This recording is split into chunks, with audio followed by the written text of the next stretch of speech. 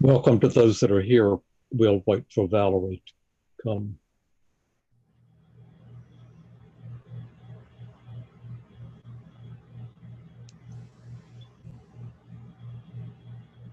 Carter, am I audible? Yes, you are audible. Oh, okay. You changed your background.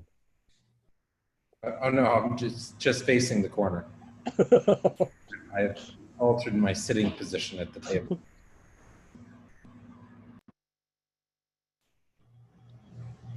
Still there.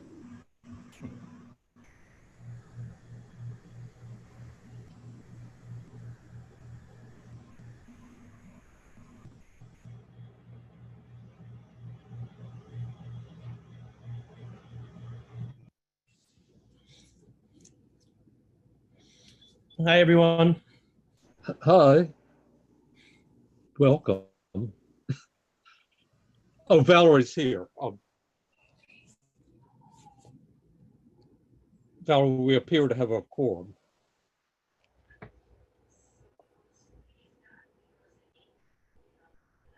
Should I be seeing, Carter, any guests that we have?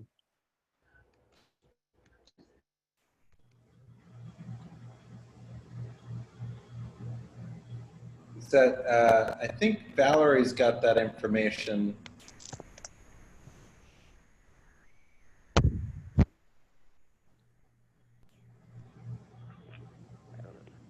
And is Doris the telephone that just popped up? Valerie. So 5. And Doris, can you hear us? Down here. Okay.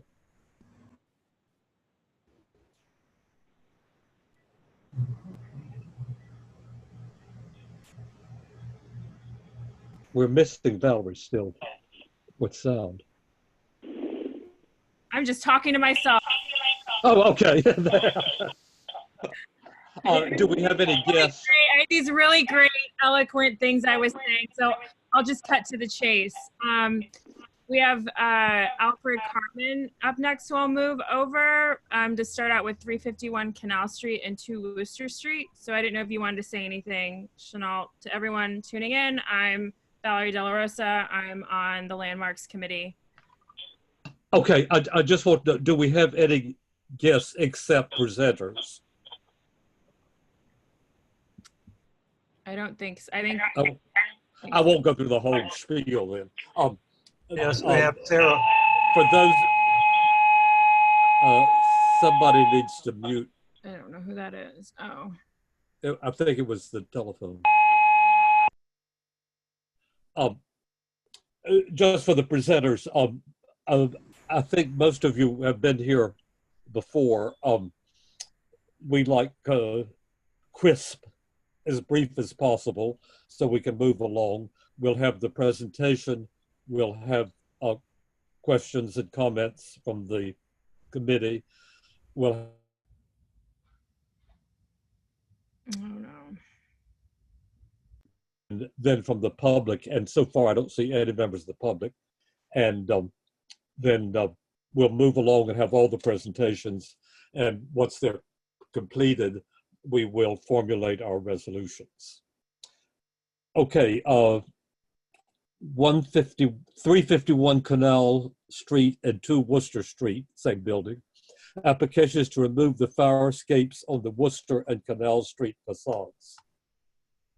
I just brought Alfred. Just confirm that correctly. I'm sorry. I said I just brought the applicant over. Okay, please just confirm that what I've read is accurate. That's right. I meant the presenter. Oh. And since we don't get these direct the commission anymore, there's sometimes aren't exactly what's being done. They were old or something. Have we lost the? No, I can see myself now. It's fantastic. Oh, okay. Fantastic. Now you can see me. Lucky you. Anyway, I sir, we're hearing you a little bit better. Would you speak directly in the microphone? Okay. Can you hear me now? Better, yes. That'd be great. Thank you. Anyway, let's focus in on Worcester Street. There's a fire escape that was it's not original to the building. As you can see in the tax photo, it was not constructed when the historic photograph, landmarks historic photograph in 70 something or other. And somewhere they've installed a fire escape. I want to remove that since it's not of any, it's not of original to the building. I should mention before we even start that I went I'm going to share the screen, right. You want us to, we'll look at, do the members of the committee have their paper? You're not going to display things for us, right? Well, I have the application. I don't know. Okay. I thought Whatever somebody's going to display it. it, please just You see that? each time refer to the page number. Okay. Let's We go have it to before. let's go to page 2 of 10, which is the what is that? The real estate Yeah. photograph, which indicates there's no fire escape on the Worcester Street side and there's a fire escape on the Canal Street side. And then I read the designation report to see if there's any historic designation relating to the fire escapes on both sides. They don't mention the fire escapes, so there's no record of any fire escapes written in the narrative. And then I have the historic photograph on page 4 of 10, which shows this is the landmarks designation photo. And as you could see, there's no fire escape on the Worcester Street side. And these are recent photos on photo number 5, showing the Worcester Street sidewalk the present condition as it exists now with the fire escape. And I have one on Canal Street, which shows the fire escape at Canal Street. And I have general views. Now we get on to page number 7 of 10, which gives you a general view and adjacent buildings that relate to this cast iron building. So basically, my bone of contention is that we have a fire escape that was not approved by landmarks on Worcester Street side. It's not historic to the building. I can't use it. The one on Canal Street is just I'd like to remove it since the building, the aesthetics of the building has now been fully restored, and I think you can appreciate the cast iron better without the fire escape. I don't know if I'm blanked out or not. Can anybody hear me? Am I, you know? Yeah, you're fine. Okay, good. So anyway, to make a long story short, I did file with the building department requesting that I use the existing fire escapes as a second means of egress because that would help me with the interior work and I wouldn't have to build another stair on the inside, but they denied my request. So I attempted to reuse them because they're there, but since I can't use them, the owner decides they'd like to remove them. And that's about basically it. Okay, thank you. Those on the committee who would like to speak, raise your hands and follow. Hey, Chenault, it's Bo. Can you hear me? Yes, I can hear you. Yeah. Chenault, I just want to tell you that my internet is out, so I called in on the phone. So, for some reason, I can't see any of this. So all I can do is hear the applicant and. You don't have them before you. I can't. It's just I can't. The Zoom link doesn't work on my phone. I don't know why, but I did. I used the call-in. But just in general, I just want to say that I'm generally opposed to removing fire escapes, and that's been our position for quite some time, as I remember. And because although we know they're not original to the building, they are original to the character of Soho, which I don't know what the date was that fire escape was installed. It's usually right around the Triangle Shirtwaist Factory time, and is therefore historical from that point on. And I just wonder if the applicant has anything to say about that. Yes, the fire escape on Worcester Street was installed after the area was landmarked. I'm referring to the photograph on. Bear with me. He doesn't have the photograph, so just explain it. So in 1973, there was no fire escape on the Worcester Street side. So after 1973, and who knows when, the fire escape was installed. So it's beyond the historic value of time. Do you know the date of It's the other one relatively approximately? Yeah, so that's the one. The Canal Street is the bone of contention. I kind of agree with you, but the only thing I like about the building that it's been fully restored, and I can appreciate the character of the cast iron as opposed to being obstructed by a fire escape.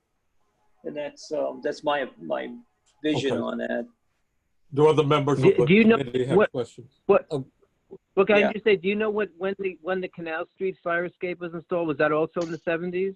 No. The Canal Street, as far as all the records I've seen, has been in existence.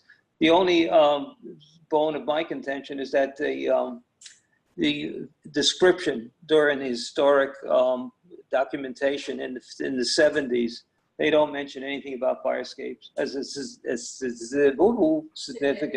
significant architectural feature. I'll be all right. Too many S's. And Bo, we saw 2 or 3 historic photos, and they showed no fire escape on any side. Mm-hmm. Okay, thank you. Do others have questions? Brian? Thank you. So if the original building does not include fire escapes, I don't see any justification for keeping the fire escapes. Okay. As long as the interior has the adequate number of egresses. That comes better when we're doing the when they're doing the resolution. So then other questions? Any questions for the applicant? None. Okay. In that case, thank you, and we'll move on. Okay, thank you. Pleasure indeed. Oh no, we still have another question. Okay. Oh, I'm sorry. Too late. I'm gone. Susan? Hi. Yes. I am concerned about your justification on the Canal Street facade. I understand that on Worcester Street, that fire escape did not exist at designation, nor was it in the fire tax photo. I should mention that just to hop on Worcester Street, the construction also is not similar. They have brackets all over the place, and it's totally out of character of the fire escape. If you look at the lower level, you'll see brackets at the supporting the fire escape and channels.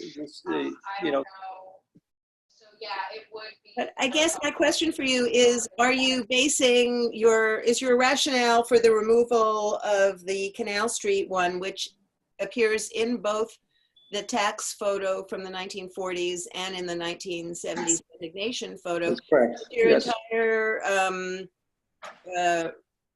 reason for that an aesthetic one? It's an aesthetic, basically. And now if you look at the building, it's a standalone cast iron building on a corner. It's really like the jewel of Canal Street. And it reads nicely as a complete cast iron element, as opposed to, tacking on a fire escape to it. And that's my impression. Anyway. It reads nicely even with that fire escape on it. It's a very beautiful building. That's why we're here. All right, thank you. But I wanted to keep it. If I could use it, I would have kept it. I don't want to okay. Thank you. Okay. Are there other questions? Valerie, can we move on? Yeah, we can move on. I'm gonna. Okay, good. Well, thank you, sir. The next application is 250 Bleecker Street to update the storefront infill with new signage and awnings. There have been various versions of this. Just verify that that's what you're presenting. Is someone's phone ringing? I think it's gone. All right. Yes. Give me 1 second. That's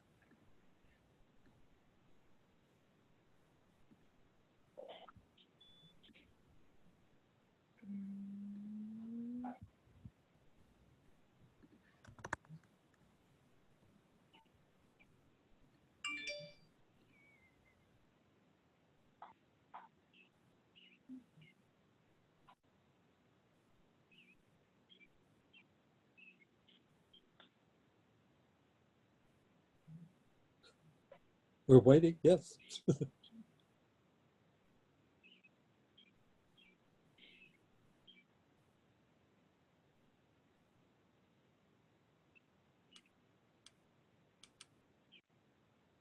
Great. Sorry. Thanks for your patience. I'm moving Alicia over.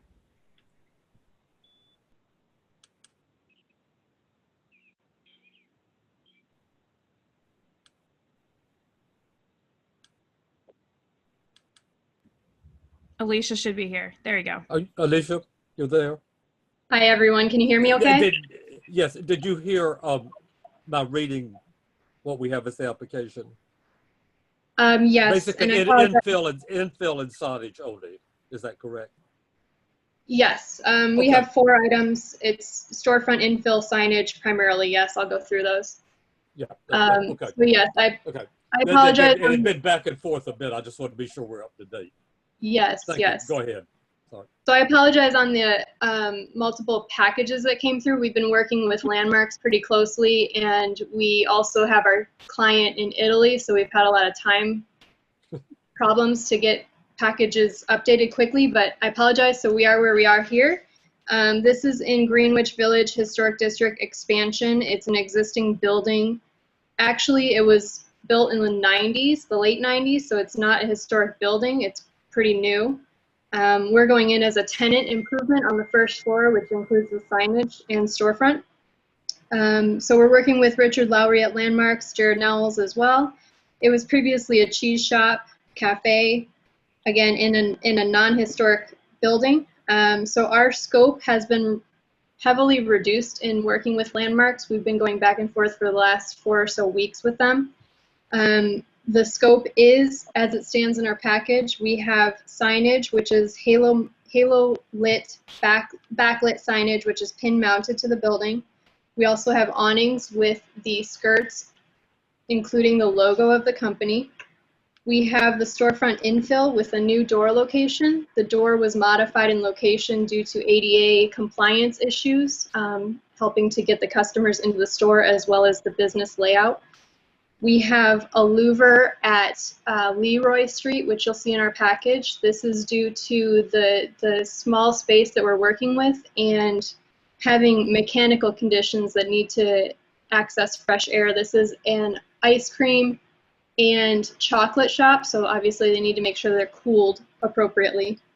And then the interior layout as well was a part of Landmarks consideration with the cabinetry inset from the windows at 18 inches off the glazing. Again, you'll see from our package that it's such a small space. We are working with what we can to make the layout work for the business operations. So we appreciate any of your feedback. I also have my team on the line. Patrick Wildnauer is the project architect, and then Eduardo and Cam are also joining remotely.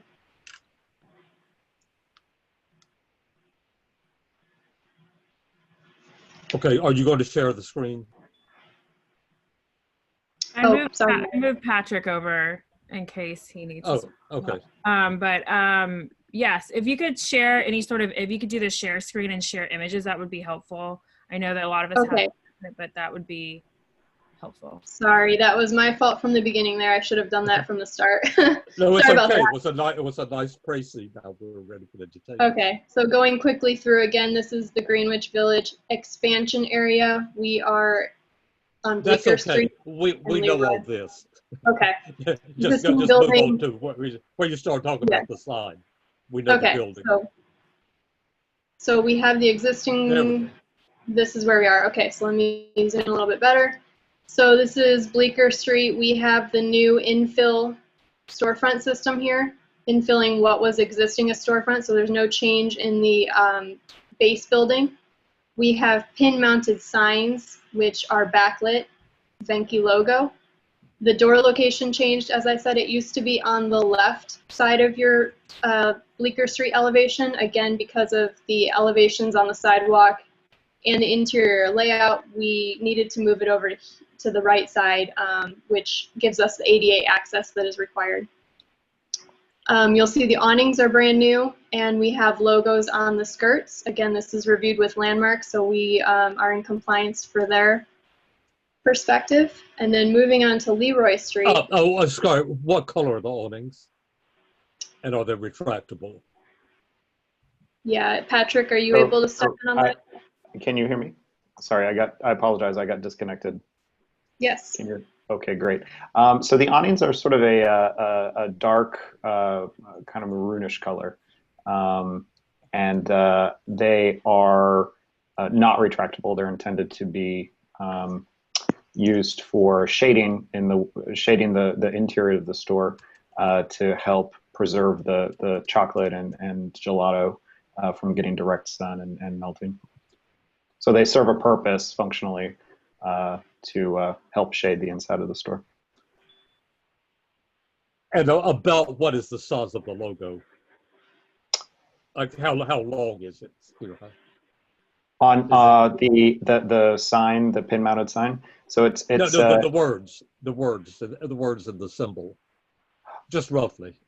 Oh, on the awning or on the storefront sign? On the storefront. The storefront. So let's see. So 18, I would say 24 inches. Okay, that's fine. Sorry, go ahead. Okay. Any other questions on the Bleecker Street elevation then? Did I mistake a blade sign does not exist? No blade sign. So we removed the blade sign in order to have the signage on the awning skirting. Okay, that's fine. Yes.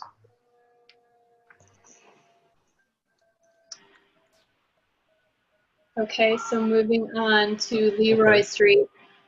Again, these are all existing openings in the building. There's no change to the building overall massing. We are working with the infill only. So we have existing windows being replaced like for like, infill only, and then the new awnings with the Venki logo on the skirt. New pin-mounted backlit signage which matches Bleecker Street for the company's logo. And then over here you'll see a little bit of a change from the existing. We have, again, the louver system being implemented to allow our airflow into the back of house to service the tightly installed air conditioning systems. So in working with Landmarks, we went back and forth a couple times on iterations to work with this glazing and facade section. There is a wall within the layout interior. You'll see it for the back of house, so there is a privacy concern. In working with them, Landmarks, we incorporated a louver system for the entirety of the window here, as well as matching the glazing to the other portions of storefront.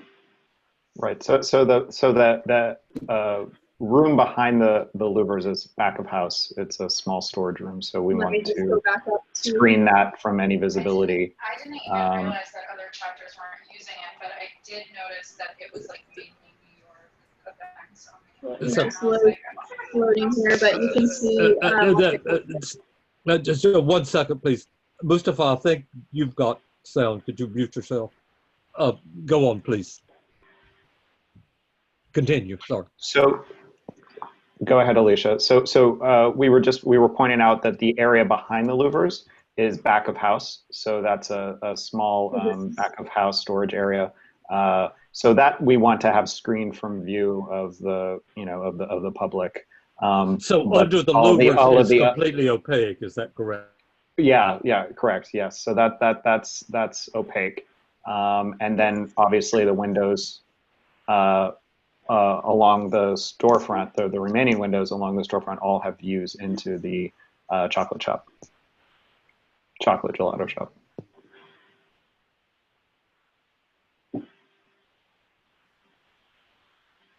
Sorry. And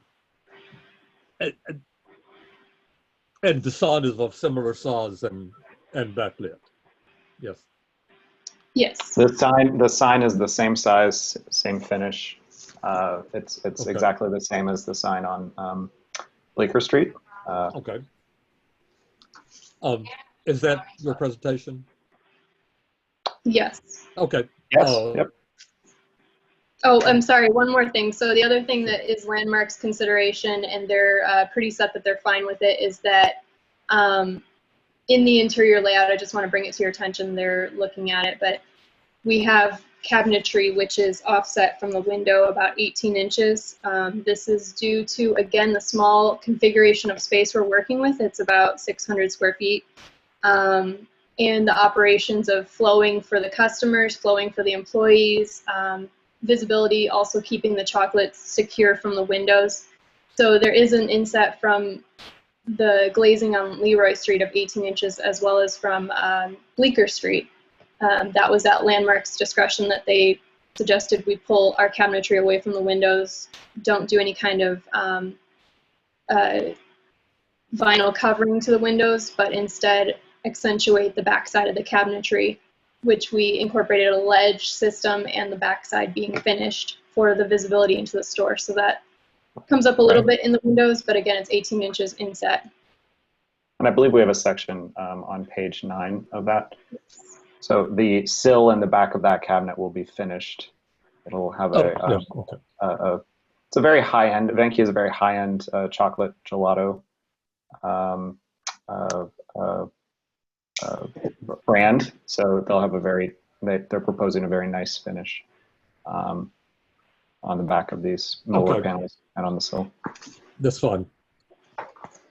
Okay, committee questions? Susan? Yeah, hi. An earlier iteration of this application had a lot of very busy ice cream cones and rounds on the Bleecker Street side, and on the Leroy Street side, it had these very highly lit sort of circles with ice cream cones inside them, and the whole effect was very bright and very busy. And I don't see any reference to any of that in this iteration. So I wanted to ask you, is that still a part of this? It is not. We removed those from the scope as part of our discussions with Landmarks. So all that is gone. All the multicolored ice cream cones and the brightly lit signage that was interior and all of that. Correct. Gone. Okay, thank you. Other questions? There don't appear to be any from any committee members. Actually, I have a question. How do you raise your hand? Just say anyways, we'll teach you later. Yeah, fair enough. Fair enough. All right. So just to be clear, so Landmark, so you're not using that bottom portion of the louver, and Landmarks told you to just make the entire bottom portion a fake dummy louver? That's correct. Yeah. So that was one of the suggestions that they had in order to kind of give that window opening a more uniform appearance. As a matter of fact, we just had a subsequent discussion with Richard earlier today, and it seems his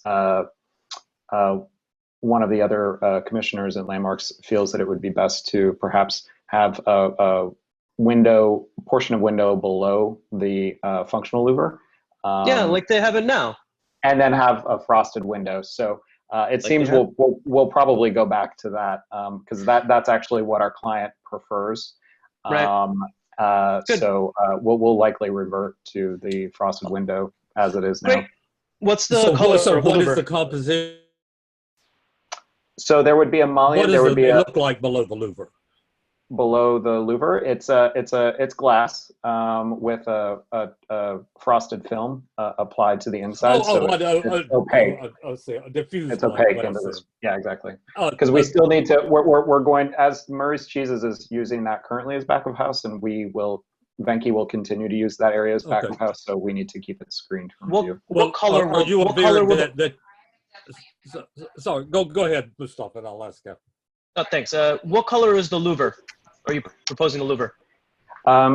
Stainless steel. The mullions, the existing mullions in the storefront windows are a polished stainless. So we will also go with a stainless steel to match the. Okay. And what's mullions. The depth of the awning? The depth of the awning. Good question. I think we have a dimension. Alicia, if you want to go to the other elevation. Can you zoom into that, Alicia? I don't think might have been in our other iteration and was removed from this set. There it is. You can see it if you can scale that. So I would say that it's, I want to say 4 feet, exactly. I'm looking at some other drawings that we have. Yeah, Cam from our team has confirmed it's about 4 feet. All right, so it's approximate to the Murray's awning, correct? Correct, yes. Okay. I couldn't hear. It's 2 feet. 4. 48 inches. I think I'm okay now. I'm just catching up on my notes. Are there other questions? Okay. There's one from Sarah. Okay. Sarah? Yep. Hi. I think I got a little confused because like Susan, I reviewed the first thing that was up on the CB2 website.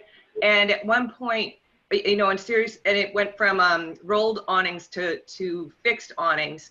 And I believe you said that this was something that is what Landmarks wants. Just to be clear, everything that you presented is going before the commission and it's not being reviewed at staff level. I just want to make sure I have all the points of what we're reviewing. So yeah. So the original submittal, we, in conversation with Landmarks, we revised the overall design and came to an agreement with the design that came to an agreement that the design that we are presenting today would have the best likelihood of getting approved by the commission. So, you know, the changes that we made are in an effort to assure that, you know, to the best we can, that the proposal is something that would be approved by the commission. Okay, because sometimes applicants present both and it's only half that's being approved by the commission, other half's being reviewed by staff, and then testimony doesn't make sense for the latter anyway. So that was my first question. The second question is, I just want to make sure I'm reading the plans correctly, that the cabinetry, which is 18 inches from the windows, are only on the Leroy Street side. There's none on the Bleecker Street side? There is cabinetry on the Bleecker Street side, which is also 18 inches from the window. Okay. So what windows see into this space? The cabinets are only 36 inches high, so you'll have visibility into the store above the cabinets. Okay, thank you. That wasn't clear. Okay. I just want to be clear about the area thing that you will change it to the glass for the presentation. We just want to match whatever you're going to present. Yes, we will. We will revise. We will be revising this. So it's opaque glass is the way to describe this area. Yeah. Yep. That was sort of a late breaking discussion that we had with Richard earlier today. Whatever. So we will be subsequently revising that and resubmitting that to him. Okay, thank you. I'm sorry this is not an in-person activity, so we could have samples, but we'll come back when it's open. Yes, yes, for sure. Get some chocolate and some gelato. They have pralines too. Thanks. Next is 468 West Broadway, application to renovate an existing occupied penthouse structure and add a new elevated roof deck. I'm going to bring Armand over. I'm just going to move Alicia and Patrick back over.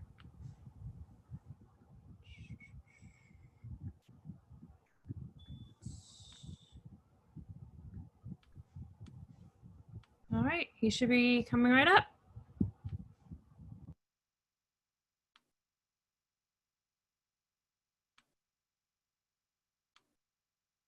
Albert? Can you hear me now? Okay. Did you hear my reading of the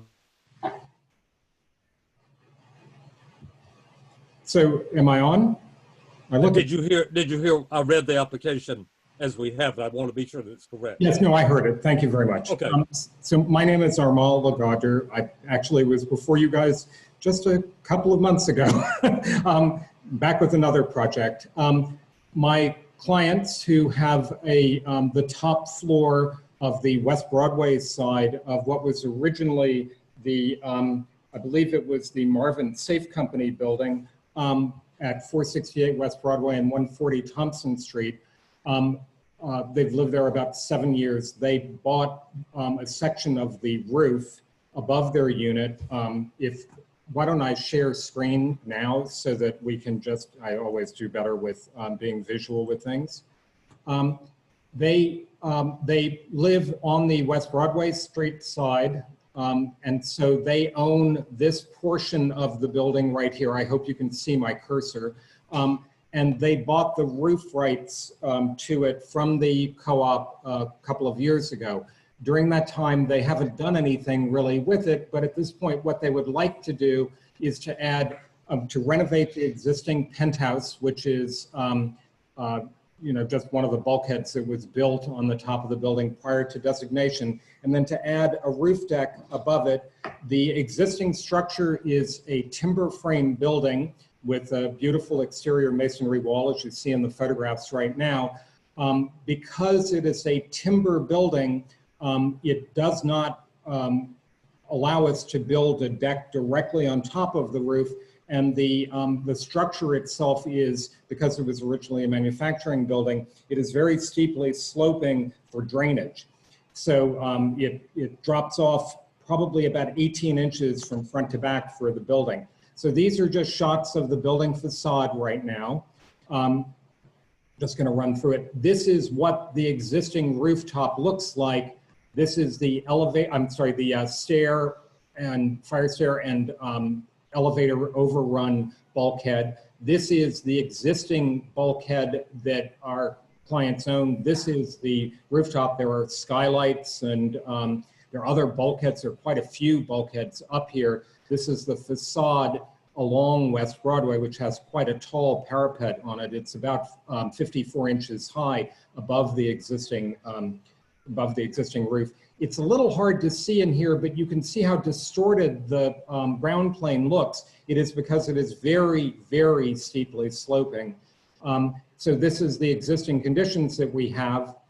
These are just some details of the bulkhead itself. It's not a very tall structure currently, and so our plan is to elevate, to make a new roof deck that is on dunnage, suspended completely above the existing roof so that all the existing drainage and the existing structure remains as it is, and that the deck is actually fully supported on posts that actually connect into the existing posts in the building and into the side parapet walls. Doing that raises the ground plane approximately 30 inches.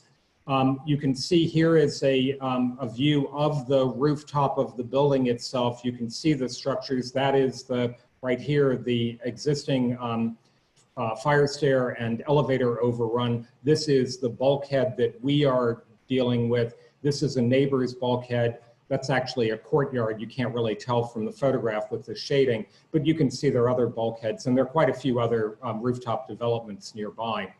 So here is a plan that just shows what's up there. This is the elevator and fire stair bulkhead that I was referring to. This is the existing loft 6G penthouse. We are not changing the size of it in footprint. We would be increasing its height. And the roof deck would go around it. The existing bulkhead looks like that. It's very short above the existing roof. This is really taken from the front of the building, not right at the building. It does kind of slope down a little bit as you get towards it, but it's 7 foot 1 3/4 inches to the ridge, very low. This is a side view of it. You can see what I mean about the roof slope. I mean, it really does go down quite a bit. Our plan is to, as I said, leave the roof, the penthouse exactly in the same footprint and size, to renovate the interior of it, and then to add what is really just at the ground plane, a roof deck And part of the work too, and this is really, I guess, why we need to present this to you, is because we would like to put in a wooden pergola that's completely open above it that acts sort of as a sun screen for it. It does get fairly intense sunlight up here. That would be actually both above the penthouse and covering part of the roof deck. And what that looks like in elevation is simply this. The penthouse is here. The pergola involves 6 wooden posts and a series of wooden beams that go across it that actually provide a sunshade. This is what we have a rendering at the end of the presentation where you can see it. This actually shows what it would look like in front elevation. This is the north elevation, I'm sorry, the north-south section shows what would be facing the West Broadway facade. This is a section through it that shows actually how far it's set back and the pergola in relation to the penthouse. The pergola is a completely independent element. It's all out of natural wood, and it really does sit above the penthouse entirely. On the facade, this is what it looks like in dead elevation from taken just for the top 3 floors of the building. The building is 73 feet high, so it's quite tall. It's given the width of West Broadway, it's very, you can't see it from anywhere along West Broadway. And you can see the section here. So we're nowhere near the heights for this. And with the setback, this is just showing you a section through it and how everything works. These are the materials that we're proposing for it. The walls are a cream color, off-white natural stucco with a limestone cap. All of the roof deck materials for the pergola is weathered Ipe. The decking itself, which is lower, we may end up having to use something with a little bit more finish on it just for maintenance purposes. But so right now, no one would see this because it's down below the ground plane, but it would be a finished wood with a sealant on it. The windows and doors in the building, which do still have muntins, are all a blackened stainless steel finish. And the area, I guess I didn't really focus on it. Part of the deck is wood. Part of it is actually grass. Maybe I should go back for a second to show it. It's rather interesting. These are skylights that are set flush with the ground planes, and they're walkable so that everything is basically one level. There's just a tiny little step down from the wood deck to the grass surface, but it's an artificial grass. We can't put actual grass up here because the building can't support the weight. So it is a synthetic lawn, Sin Lawn, which is actually a Soho company or Soho-based company. And then these are walkable skylights and a wood deck that go around it. And these are elevated planters, and they're very small. They basically have plants that the planter boxes are about 30 inches square, and they can be lifted out. All of this is removable for maintenance of the roof below it, because I think, as I said before, you can see it's all elevated above the existing structure. Those are the little planter boxes that we can then get out because, they're small enough that we don't have a weight issue with those. So going down, those are the materials. That's an actual picture of the synthetic lawn that we have. These are just for context. Landmarks asked us to include these. These are existing rooftop structures nearby. This is one immediately to the north of our project. It was pre-designation, apparently. Well, the designation came in 2 waves. One was originally in '73, but it stopped on the east side of West Broadway. In 2010, this was already in place when the district was expanded to go to the west side of West Broadway. So this structure was here already, as was this one here, and you kind of just get an idea for it. All of these are, you can walk around the top of the roof and you can see every bit of these. So these are just context. We did a mock-up of it. This is actually you can see the penthouse structure here. That's the original one. The deck actually gets built up 28 inches. So the lower part of this, including half the door, would be completely covered. So we've elevated the roof deck so that you can walk, the penthouse, so you can walk out onto it, but the footprint is identical. This pergola is set 6 inches above the penthouse structure, and it just simply has it has a frame that is a 1 foot high beam and 1 foot square posts, 6 posts holding up this frame. There would be joists spaced 2 feet apart inside of this. We didn't put them in the mock-up mostly because you can't really see them from anything else, and we thought the frame would really show it. This is just a view, I'm sorry, this first view is taken from standing directly off the corner of the building on the roof. This next one is standing from the, what would be the northeast corner of the roof, looking at it, and you can see the bulkhead for the stair and the elevator here, and that's our existing building, and that's the outline of the penthouse. Now, the only place that you can actually see this from one small section of the street, this is the structure that we've drawn in on top of the existing photo, just for context, so you can see where we're talking about. There is a large upper section of the building immediately north on the west side of West Broadway here in a water tower that is taller than anything on our building.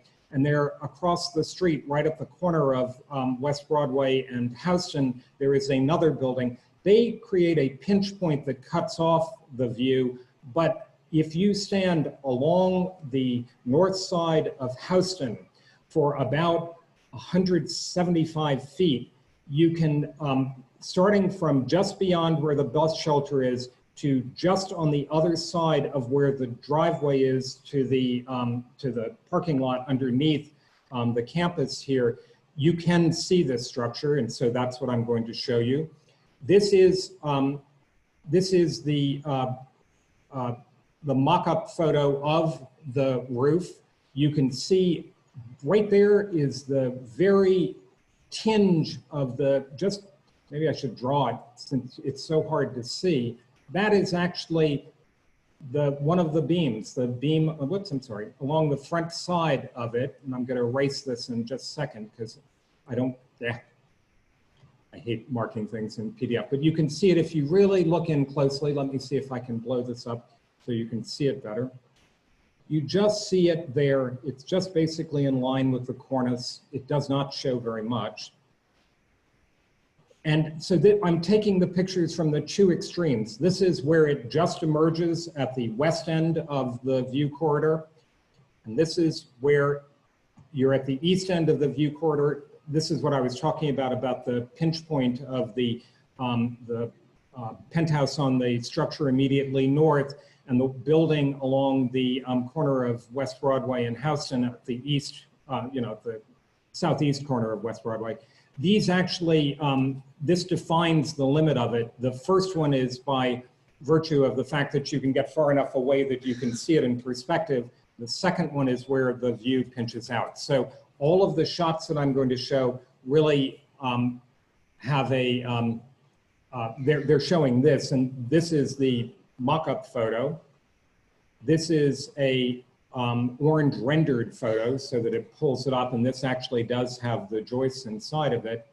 And this is actually a rendering with the weathered wood in it, which would really be the same color as the water tank next to it. And just so that you know what we're looking at, this is just a rendering of what the actual thing would look like from the roof. The reason it's fairly tall from the roof is solely because of having to get the roof deck up to clear the existing structure and put in all the dunnage for it. The structure above the roof, this is 9 foot, let me just make sure I remember the heights correctly. It is, I'm sorry, the penthouse is to the top is 10'9" from the deck.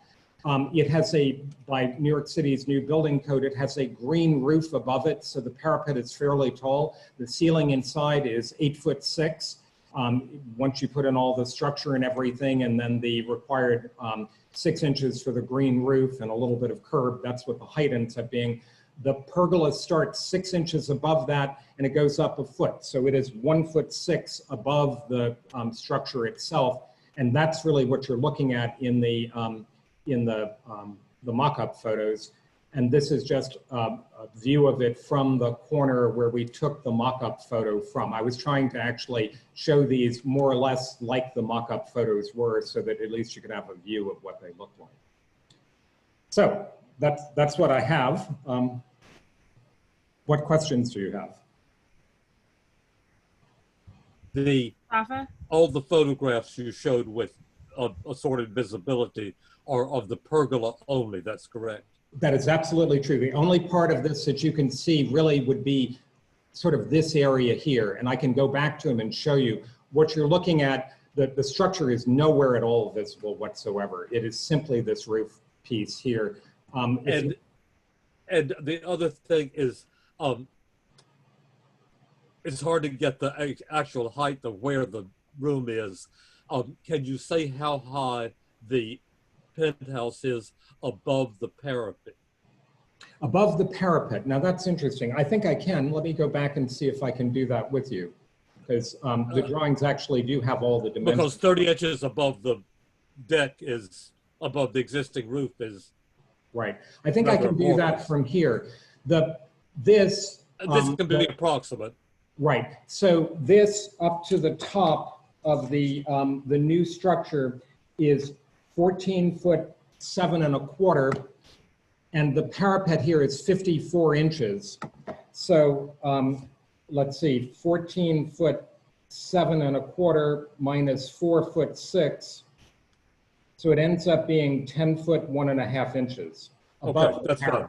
That's fine. Thank you. And you have to realize too, this drawing's a little hard to read. The actual roof is right here. So all these heights I'm giving you are measured from. That's fine. That's close enough. I just want to get an idea. Right. Members of the committee. Mustafa. Hey, thank you. Hey, look at that. Hey. Susan taught me. Armand, the rendering that you have, that doesn't show the slats above the joists, does it? No, I'm not sure we're actually going to put those in. They're in the section right now. Our clients have asked, they're considering perhaps doing some sort of fabric thing for parts of the year that would be demountable.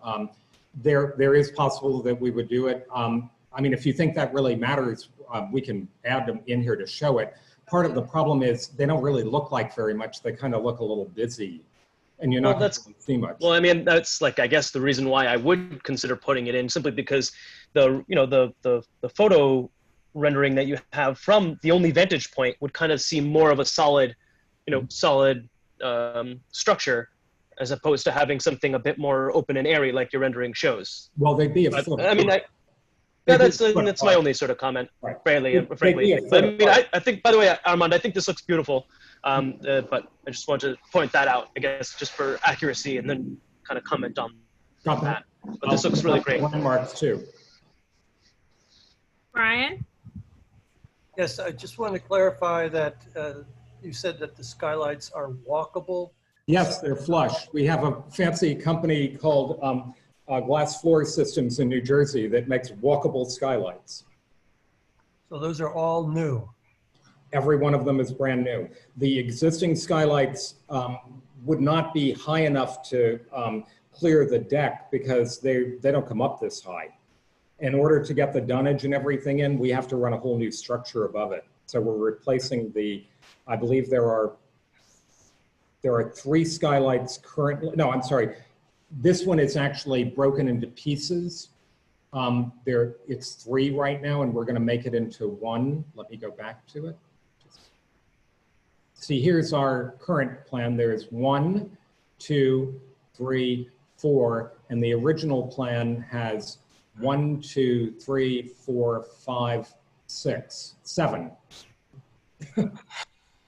So we kind of reconfigured this a little bit. We're not having skylight along the backside. It actually has a few water problems that we've never been able to surmount. This one is being replaced. These 2 are being combined into 1, and this is being combined into 1. And we're adding a new one across the front of the building. Other questions? No, there are no other questions. I'm sorry.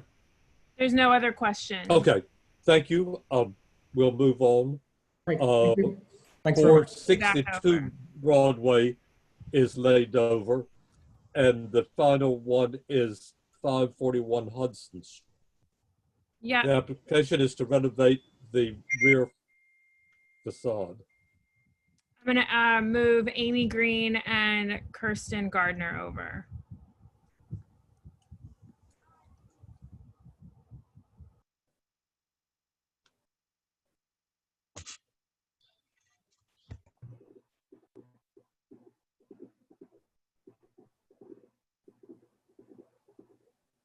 Hi, can you hear me? Amy, I'd like to ask you one question about the application as it's written.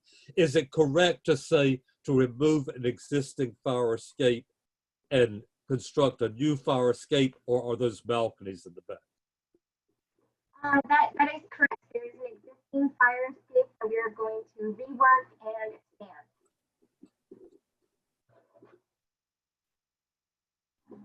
I don't hear her at all. Do others? I mean, it's completely broken up. I do hear her, but you're a little muffled, Amy. Can you hear me any better now?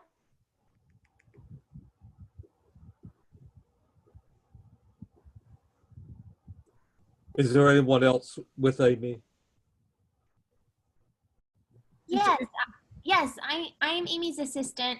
I can clarify. Oh, we hear you fine. Are you able to guide us through? Sure. Yeah, just to From answer. looking at it, it's fairly simple. And can we get the depiction, the full screen? Yeah. We're getting a nice snow screen around it. Ah, there. Good. Thank you. What I was asking is, did I understand correctly that an existing fire escape is being moved and being replaced, and is it being replaced by balconies or a new fire escape? Yes, it's we're still going to be using a fire escape, and it's going to the two of the balconies that are existing are going to be exactly the same, and then Okay. Okay, that will come out then. I just want to get the description right. So okay. Go ahead. Thank you.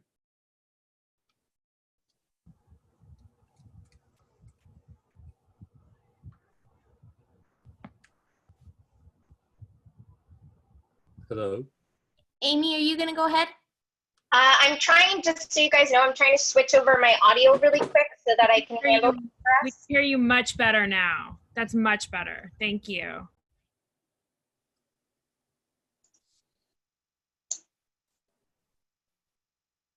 Okay, can you guys hear me now? Great. Okay, yeah, I switched over my audio system. Okay, so I'm sorry about that. Thank you for your patience. My name is Amy Green. I'm the architect of record, representing the owner of the property here. It's a two-family home located at 541 Hudson Street in Manhattan in the Greenwich Village Historic District. We're here to discuss all rear yard and rear facade renovations. And basically our site is located right here in blue. All our proposed work is here in the rear yard. This is an existing 3-story townhome, plus a cellar and a mezzanine level built in the mid 1950s. Here you can see the main facades along Hudson Street. This is our building pictured in the middle of all of these. We have no proposed work to the public street facade along Hudson, and none of the work that we are proposing will be visible to the public from Hudson Street. There are existing, though, centrally located large windows on this front facade that I want to bring to your attention, which we are going to try to emulate and do the same design concept on our rear facade of the building. On the ground floor level, we have the existing residential entrance, as well as an existing entrance to the retail and their storefront. And again, no proposed changes to this facade. So here again, you can see that existing facade and see how the windows on the second floor, third, and mezzanine level are all large, centrally located fenestrations, which again is a concept we're going to try and bring to the rear facade. of this building. And you'll note these are black aluminum framed windows. I also want to bring your attention to a number of the adjacent buildings and historic character in this district have paned windows. That's another concept we're going to try and bring to our rear facade design. Here is our rear facade and where our work is proposed.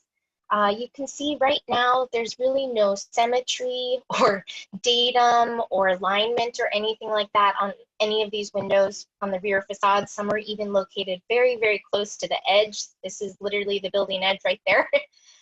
So what we're proposing is taking this concept on the second story existing windows, which is much more reflective of what's on Hudson Street right now. And we're going to start this opening here on the left side of this existing fenestration, end it here on the right side of this small window. And this is going to create a consistent opening of 12 foot 1 inches, 7 foot 10.5 inches tall up the entire facade, so that we will have one consistent location, size, height, style, and type of fenestrations all up this rear facade. So that's one part of our application. The other part is this existing deck and fire escape. So the existing decks are proposed to remain exactly as is, and we're proposing to add one more level here at the mezzanine. The exact same size, shape, style, color, and structure of the deck levels below, which will remain as is. We're just adding one more, and then a ladder up to the roof. So this will provide egress to allow the owner access to the roof to use it as additional outdoor space for themselves. And right now, this existing fire escape, it looks much more like a fire stair. It technically is not, because it's too steep, not wide enough to actually be classified as a stair. So it is actually an existing fire escape, but it is not at all typical of the fire escapes you see in the historic district, which we'll take a look at some of those other context images. So we're proposing to rework it, bring it parallel to the building, which is much more consistent of straight runs running floor to floor in this historic district. And will then, that reworked access will also give them access to the roof. Here you'll see this is our building, this gray. I'm sorry, it's more beige colored. And I wanted to point out some context here. So 2 buildings over, you'll see this existing building in the district also has kind of this idea of larger central windows, which we're trying to emulate. A number of the other adjacent buildings also have much more harmonious aligned windows, which is another goal of our renovation, to try and get all of these fenestrations, which right now are just all different sizes and all over, to be a much more harmonious look. This is 5-3 Hudson right next door to us. You can see their existing fire escape, which shows the character of what we are more trying to emulate, that idea of a thin fire escape running parallel to the building, running in long runs from floor to floor, rather than what we have right now, which is a large rectangular run, a landing and a flight going up and down. Here's a section. You can see that from Hudson Street, we're making absolutely no proposed changes to the public facade or anything that would be visible to the public from Hudson Street. Our area of proposed work is highlighted in green for your reference. So you'll see here that all the windows will now be a consistent height, size, location, style, and color. You'll see we're reworking the existing exterior stair from the cellar to the garden to give it a smaller footprint so that it won't take up as much area of the rear yard garden. There's an existing opening looking down from the garden to this outdoor cellar space here. We're expanding that slightly, and so reworking the guardrail here to match existing. You can see where we've reworked the fire escape here to be parallel to the building front. These decks are existing at 5'10" deep from the building facade, 18'9" long. They start at one end of the building, run almost to the other end of the rear facade. And so you can see we just attached our thin fire escape to those existing decks, which will remain as is. The mezzanine level is where we're adding a new deck. And then this is the one perpendicular run of the fire escape, which runs into the garden. It basically allows us to stack all of our circulation in the garden along this existing garden wall that separates us from the adjacent lot, and keep all of our circulation here as this new fire escape run is over basically this exterior stair from the cellar to garden level. These are some color-coded plans side by floor, starting with the cellar, our lowest level of the building. Our proposed demo work is shown in blue, proposed new work in green. So here you see that existing exterior stair from the outdoor cellar space up to the garden. You can see we've gotten rid of this landing, started the stair right away with winders so that it takes up less area in the rear garden. Right now, the fenestration starts right up tight against the masonry wall on the cellar level. We're going to pull all of this off, demo this bathroom, and you'll see it creates a larger outdoor space here and allows us to start that consistent 12'1" opening that I mentioned consistently up the building, starting with the cellar lowest level. And then we also add a door with windows on either side to the storage room, now that it's basically become outdoor space, all here with the removal of this bathroom. On the first floor, you can again see that exterior stair from the garden to cellar we were talking about. And you can see here, it takes up much less of the space of the garden now that we've reworked it. Right now, this is the opening area, looking from the garden down to the outside at the cellar level. We've expanded that. There's an existing grate now. We're putting the exact same character metal grate here to walk from inside the townhome space to outside the garden level, all at one consistent level. This is the expanded opening that will have the exact same existing guardrails to match, where we have to expand for this enlarged opening. And here you can see the footprint of our fire escape that takes up much less space of the garden than right now this big rectangular box that we have in the garden for the fire escape. This is the second floor. So you'll see, again, we're always demoing. So this is that 12'1" kind of consistent point that we came up with for the length of these consistent windows, starting at the left side of this existing window, ending at the right side of this small window on this second floor. So that kind of set our existing datum for us of these new 12'1" openings all the way up the facade in the rear. You can see we are going to have to rework the existing guards along the deck since we are reworking it for this fire escape. So those will be replaced as needed to match existing. Here you can see that perpendicular run running right up against that existing garden site wall. And here, part of our scope is also new HVAC, mini split condenser units. So we have a condenser serving this unit sitting on the deck, basically hidden behind this guardrail, just tucked sitting on the deck to service this unit. On the third floor, again, you can see we're demoing the existing to create this consistent 12'1" opening. In places like this, where we have to infill, it is an existing stucco finish, and we will exactly match it to infill so that there's going to be no change to the materials proposed in this. You can see our parallel run of the reworked fire escape and the condenser unit sitting on the deck behind the guardrail to service this unit. This is our mezzanine, the uppermost floor level. So again, demoing to create this consistent 12'1" opening, a little bit of stucco infill to match existing. There is our fire escape running parallel, and there's a ladder up to the roof to allow the owner emergency egress access down from the roof.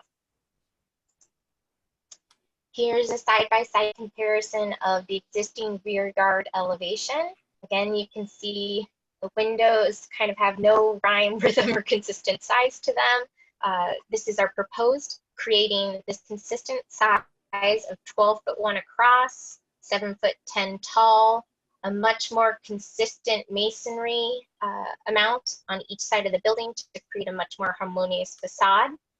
Our fire escape up from the garden to the second floor level, and then parallel to the building with the ladder up to the roof access.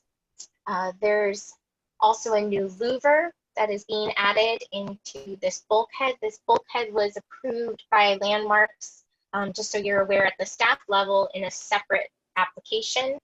We're now going to put an elevator in it, so we're adding a louver to go there. The green highlights this existing new, the new deck at the mezzanine level, existing deck at the second and first with just the guard railing reworked to match existing where needing to be reworked where the fire escapes are being reworked. This is the guardrail at the level looking down from the garden into the cellar that's going to be reworked to match existing. And the condensers are always tucked right here behind the guardrail in the corner, sitting on the decks of actually just at the second and third floor levels here and here, and then in the cellar. This is a side-by-side of the existing facade, rear facade elevation, and this is a rendering of our proposed. So you can again see that it's just a much more harmonious, consistent elevation than what we have existing. We're really taking what is kind of set here on the second floor to help set our datums. So it's that existing height of this window. It's again, the 12'1" is set by the left side here of this window. This is a very small window behind the guardrail. And the right side of that set this consistent size, height, and location for the windows. As we saw in neighboring properties such as this, paned windows were very prevalent in the historic district. So we're proposing paned windows. And as the existing windows on Hudson are black aluminum, we're proposing those as well. And then again, all the structure of this reworked deck and fire escape is all to match the existing. So here really quickly, you can see we're really just matching existing. So this is our existing stucco where we have to infill, we'll match existing. The existing decking is kind of composite material, looks like wood, basically almost like black wood. The existing guardrails of the deck are a framed black metal with the mesh insets on each frame, which will match existing. The actual fire escape itself will be handrails to match this color, 1.5-inch round. And this is an example of what the window company, the windows will look like, these black paint windows that we're proposing. So that concludes our presentation, and I'm happy to answer any questions you have. Okay, I have several things to just get the notes. The size of the window openings. Yes, they're 12'1" wide, 7'10.5" tall.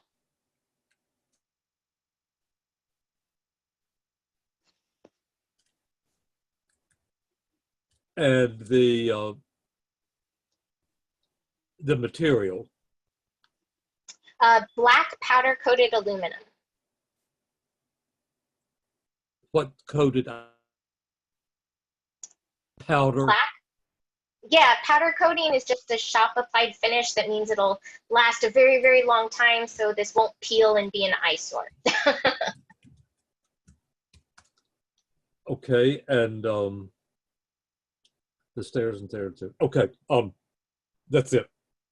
Oh, okay. Okay, members of the committee. Oh, I'm sorry. I do have one other question. On the rendering, there are little black dots on each side. What do they represent? Ah, yes. Okay. So I'll point them out here and then jump to our rendering. Yes, I'm very sorry. I glossed over that. So in our landmarks application that this that I mentioned was part of, that was just in March earlier this year for your reference. We got a lot of these lights reworked, but as you can see, we couldn't replace the one here because there's a window existing there, and here because there's a window existing there. So there's just these two light locations. So let's see, that's first floor here, third floor here, that we are now replacing in this application. All the other lights were replaced in the previous application in March, and these will be the exact same lights so that they're all consistent now. What you're doing is adding lights at certain locations to match the lights that were previously approved. Yes. Okay. Correct. Okay, I'm finished finally.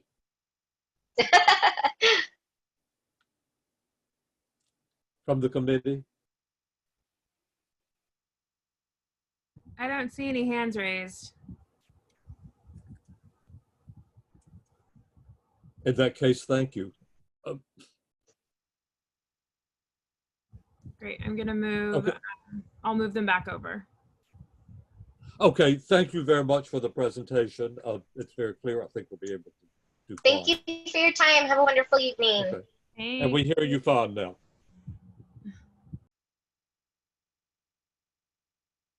Need a break? Anything?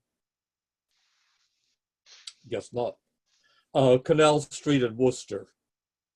There were varying comments about the fire escape removal. Could we divide it? Are there objecting to the removal on Worcester Street?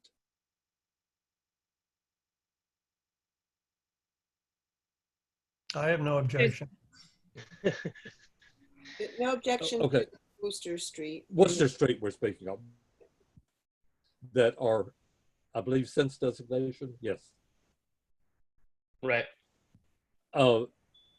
There's Bo. And there were, okay, there were comments on Canal Street.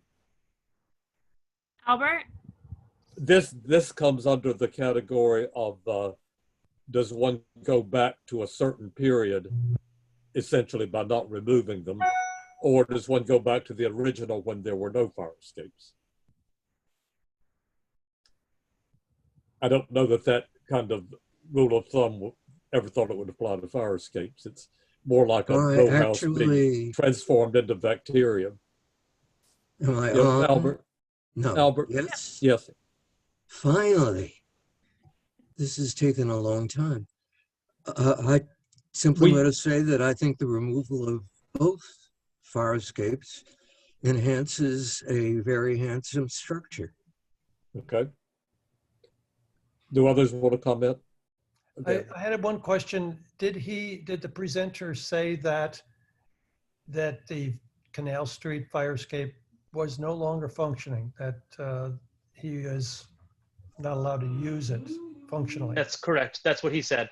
Okay, Yeah. That's what I thought. Thank you. So I would be in favor of removing.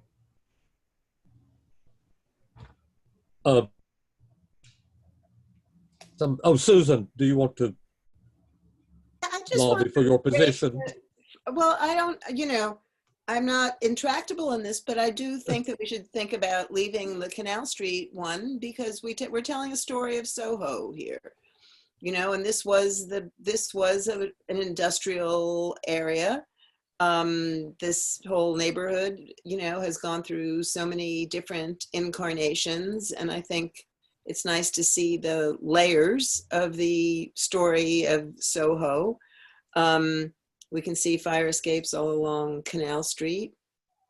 I kind of think it's nice to keep the one on Canal Street. I mean, Worcester Street, sure, it wasn't there before.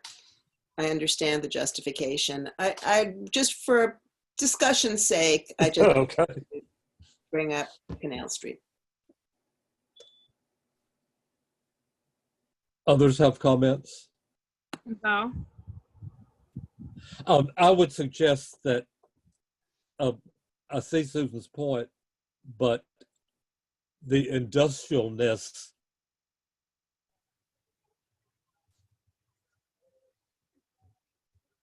it was clearly built with no fire escape, and later the code changed, so a fire escape was put in. I don't think it was just a gratuitous addition, and I would favor removing it. I think the building is so handsome with that uninterrupted repetition and replication that's so characteristic of those buildings. Oh, are there any who are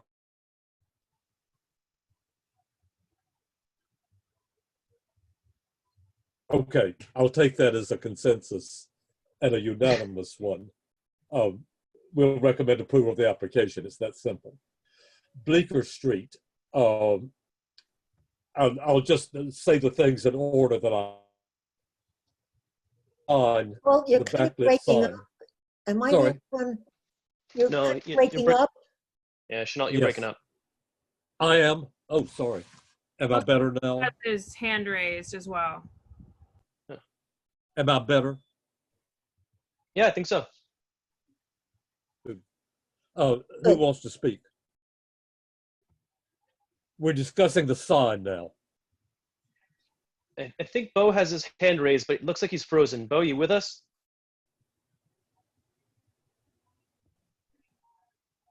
Oh, are you okay, Bo? Okay. Looks so like we frozen. can- Yeah. So Text we want to him. just move forward to Bleecker, I guess? Yes, that was my intention. I thought we had disposed of that. Bo, if you have something to say or want to oppose removing the fire escape,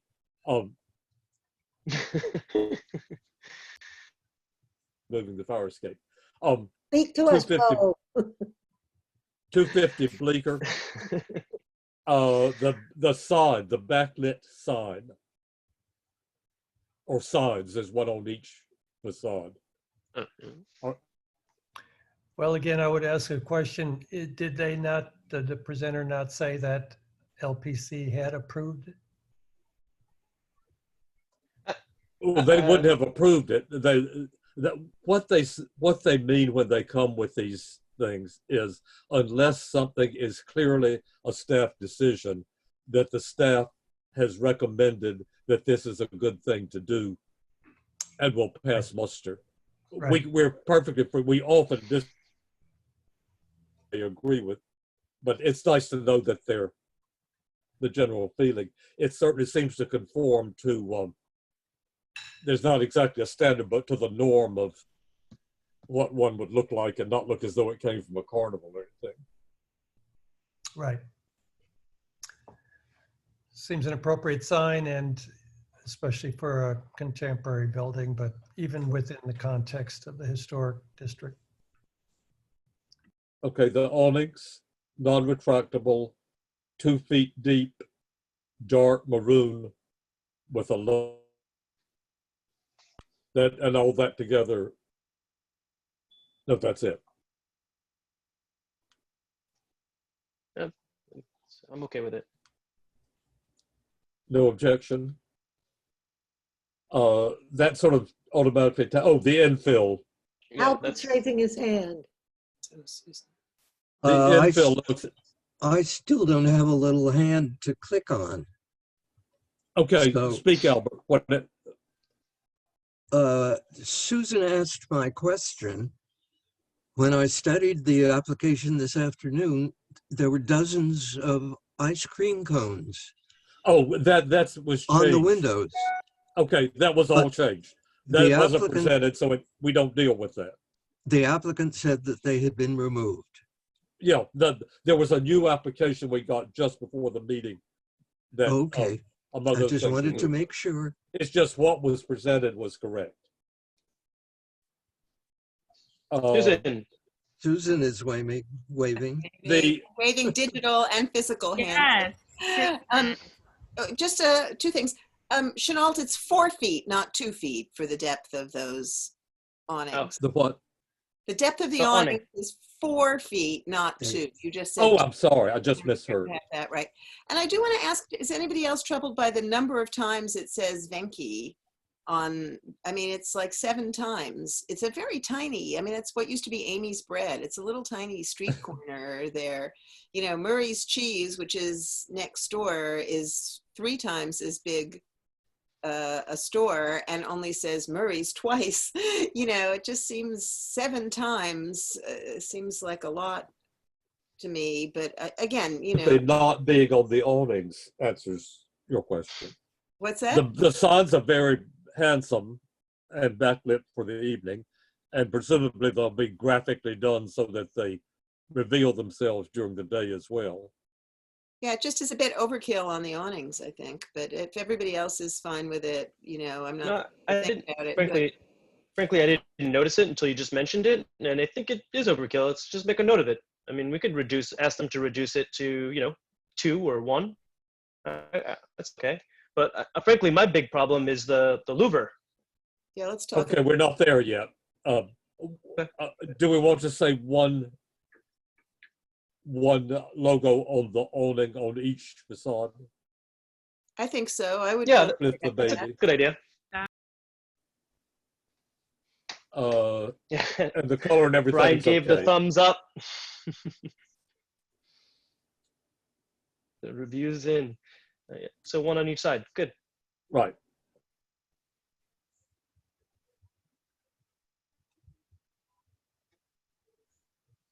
Mustafa, that it's a sign band there. I couldn't see clearly. That the I couldn't signs hear are your on a question. sign band or some modern rendition of a sign band.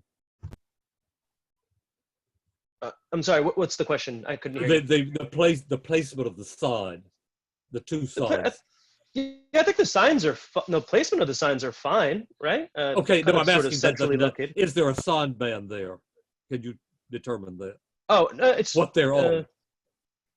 Or above the I think it's above the Oh, it's above the sign band, I guess. It just seems like a precast course, really. I don't think it's like a designated sign band per se, unless you're considering the soldier course, like below the soldier course is the sign band. Is that what you're? I don't care. No, sorry, Chanel, you're breaking up again. Most of object to the louvers if you do. Yes, I Or question. object. The thumb is down. No, and I mean, it sounded as though they objected to it as well. I would just suggest that we make a note saying we concur with their, on-the-fly revision that only the active portion of the louver is in fact the louver. The rest could be a blanked out. He in effect he changed that. I asked him very clearly to say so. Yeah. So the bottom is, unlike the drawing, to be opaque. Yeah. Rather I would than just make. Okay. I'd say that's great. We agree, as long as that's actually what they change it to. Yeah. So we are.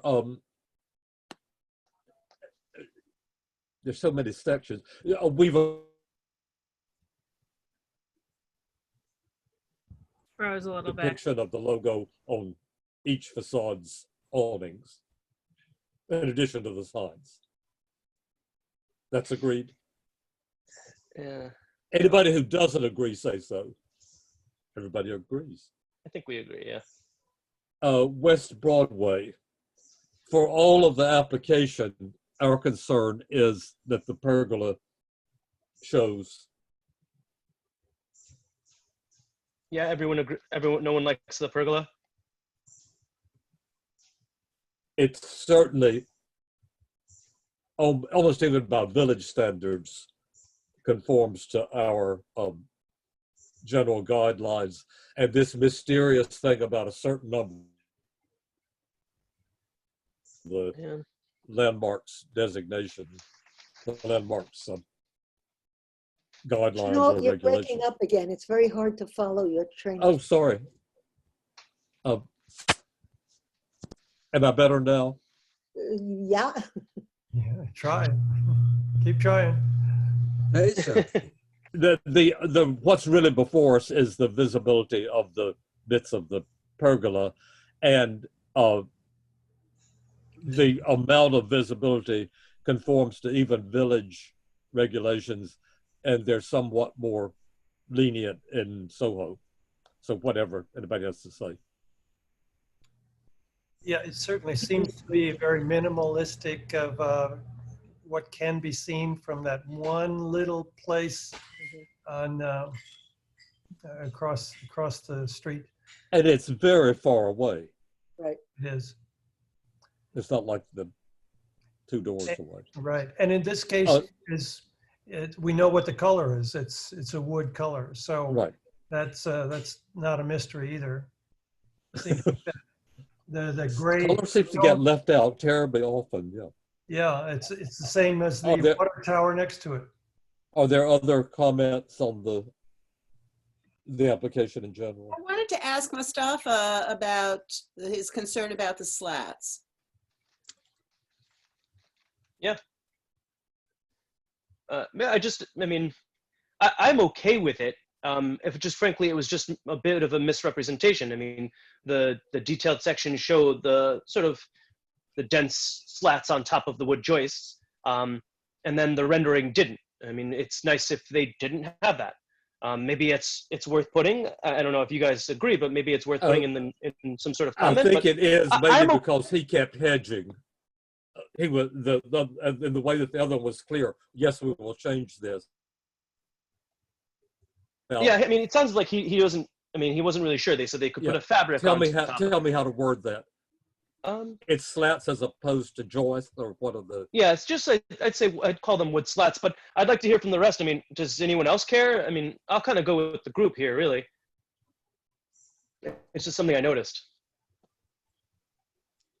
Are you, Mo, are you talking about the grass, the pergola? Yeah, the project with the grass. I'm concerned about that entire roof with the grass and how many skylights are there? What I mean, what's your concern? What's your concern? And I mean, our concern is one thing, like aesthetically and functionally, but of what concern is it as like a as a board member?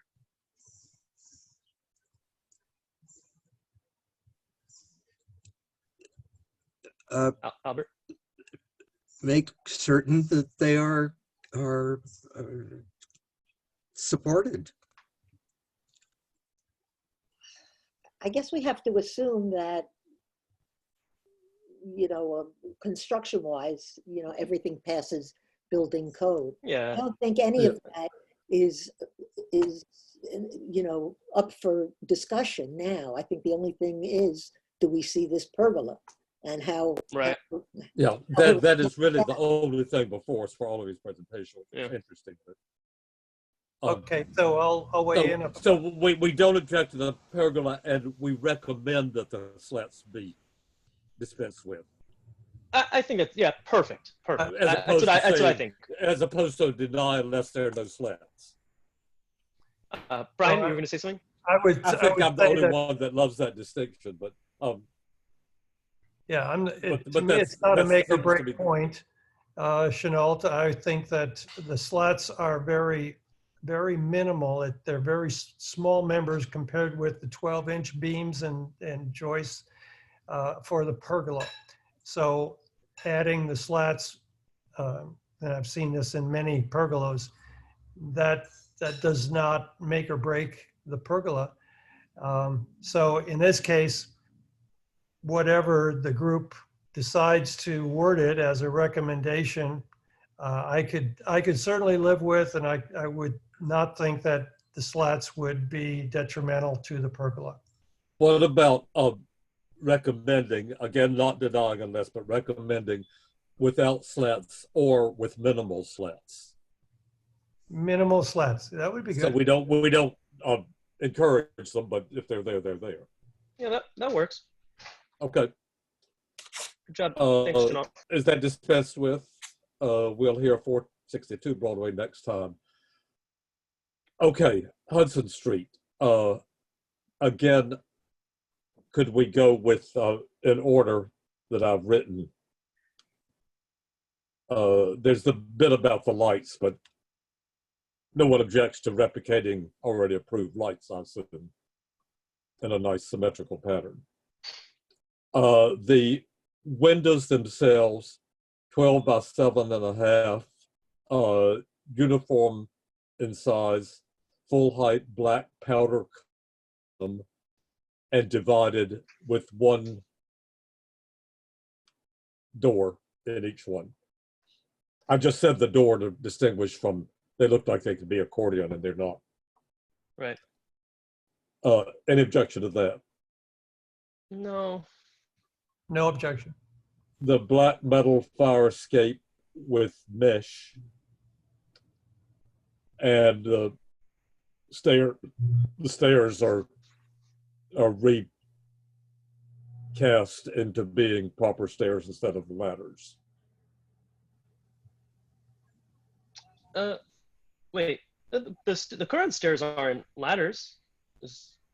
Well, she said that they're not.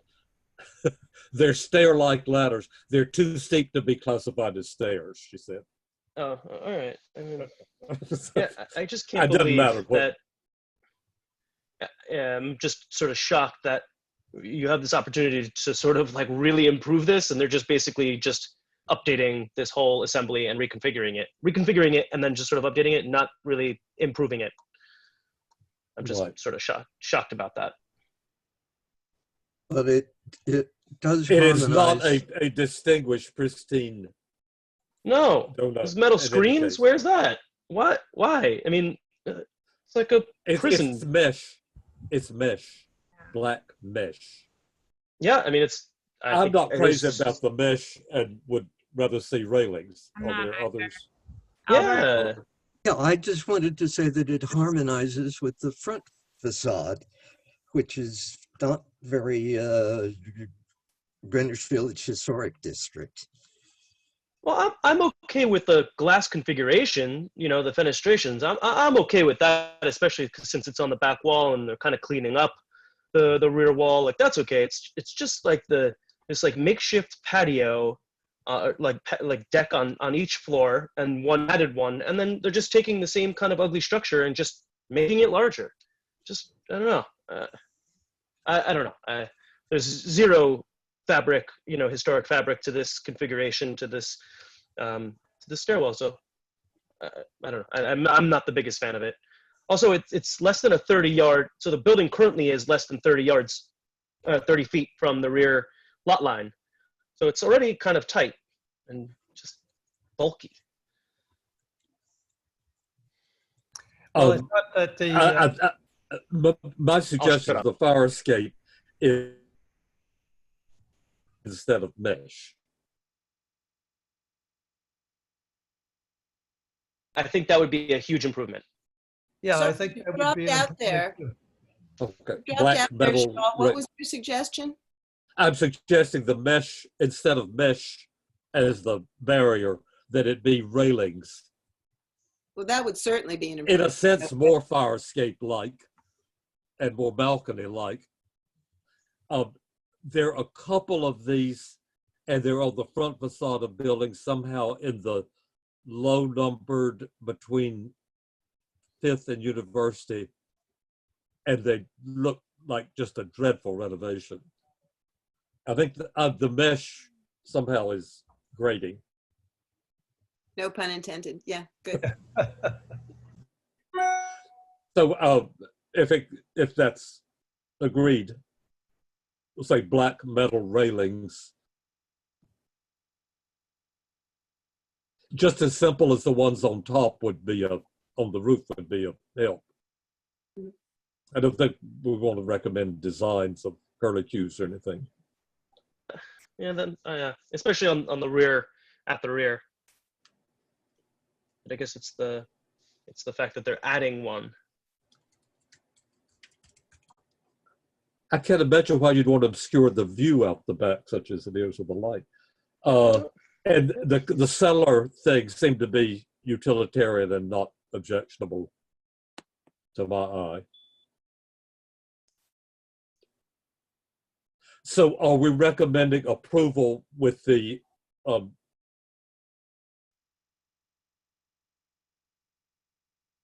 deny unless for the black metal railings? How strong or do we want the black metal railing thing to be?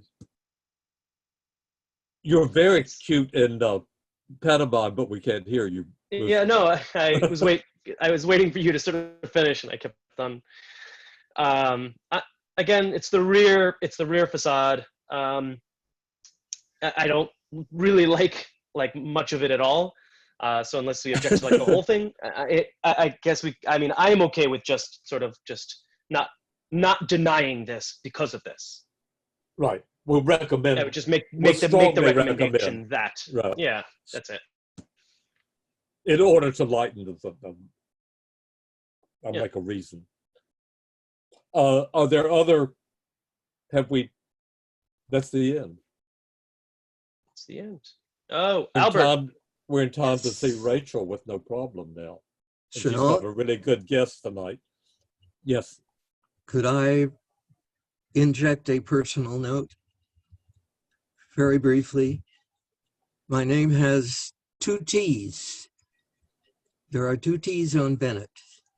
Where is it? And the community board always has it wrong. I did a fancy cut and paste.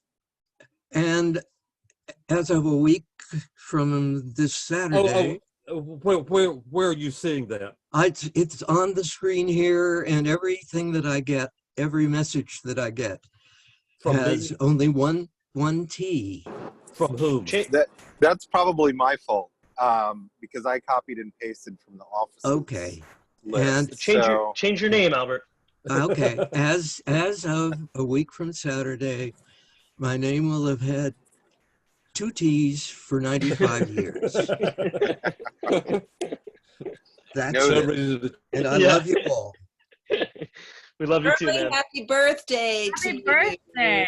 Thank you. Oh, that's what that was. Okay. Happy birthday. Carry the lead. Yeah. We should have gotten a chocolate cake from those people. Yeah. Seriously. By the way, Eugene, I'm Mustafa. I guess maybe I missed you last week. Welcome aboard. Are you a board member now? I don't think it's official yet. He's officially on the board, but I don't think committees have been assigned officially yet. Yeah, thank you, Valerie. He's a full board member. And Yeah. I will hold my official congratulations until We'll it's save all the documented. champagne. Yeah. Until the next meeting. Okay. And when Mustafa was new, we had a very nice meal at the late lamented Trattoria Spaghettio, and Eugene and I are going to have a meal by eating at home separately and putting it on the Zoom. Wow, I didn't get any of this when I joined this committee, so noted. Either. Well, you're sequestered. You Valerie, can't you even and be I on are the going committee. out. I am. Guys, I'm mandatory quarantine, so. Oh, and I got released from quarantine because I had my test and it was negative, so I didn't have to wait for 2 weeks. Congrats. How many days did it take to get the results? From Friday until today, but they promised it could have been as much as 2 weeks, so it's very variable. Wow, that's great. Did you just recently get the test? Guido went to some clinic at Bellevue Hospital and had it the next morning. Okay. I recently got there's the mail-in test that they have now. Oh, it got a bad notice about being inaccurate. Oh, did it? Because the samples were degrading. Go to Bellevue. Never mind then. The right did. Go to Bellevue. That's good advice. Okay, Just and get comfortable at Bellevue. don't anybody miss Rachel tonight. She has a guest. I won't say who because we're not political. We're not a political organization, so I can't say who the guest is. Yes, very important. She hasn't been on the last 2 nights. Who's on? If you recommend Matto, you got to recommend Tucker. Oh wow! Just saying, you gotta. That's. I'm leaving the meeting now. Good night, all. Oh, take care, everybody. Thank you so much. Have a good night. All right. See you Okay. next time. Good night, everybody. Is everybody content and happy and celebrated? Goodbye. Bye, Good night, everyone. Great to see everybody. Okay, Eugene. This week is going to be our talk. Okay. Get your food ready. You have to cook. All right. I'll email you or call you. Okay. Thanks. You call me. That'll be because you'll remember better than I will. Okay. Very good. Thanks. Thank you all. Good night, everybody. Thank you, and happy Bennett with 2 birthday. T's. Thank you. Okay.